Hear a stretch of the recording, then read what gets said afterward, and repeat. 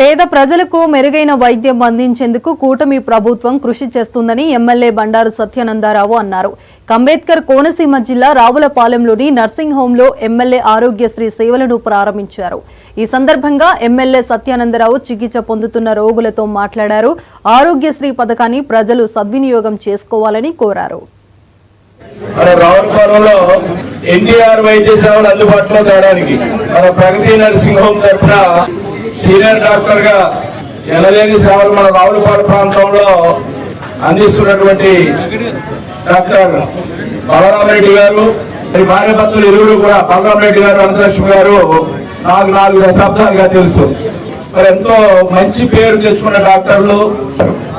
వారికి చేదుడు వాదుడిగా యువ డాక్టర్ సందీప్ రెడ్డి గారు చాలా బాగా పేరు తెచ్చుకున్నారు. చాలా స్వల్పకాలంలో చిరకాలంలోనే మంచి డాక్టర్ గా మనం సర్వీస్ చేస్తున్నారు అనేది నేను చాలా మంది నోట వినడం జరిగింది.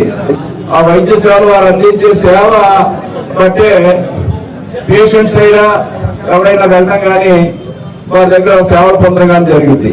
అదేవిధంగా సందీప్ రెడ్డి గారు కూడా మంచి పేరు తెచ్చుకున్నారు. ఆర్థోపెడిక్ సర్జన్ గా వారు పేరు తెచ్చుకున్నారు. మన రావులపాలెంలో ఎన్టీఆర్ వైద్య సేవలు అందుబాటులో తేవడానికి మన ప్రగతి నర్సింగ్ హోమ్ తరఫున సీనియర్ డాక్టర్ గా ఎనలేని సేవలు మన రావులపాలెం ప్రాంతంలో అందిస్తున్నటువంటి తాను చేసిన వ్యాఖ్య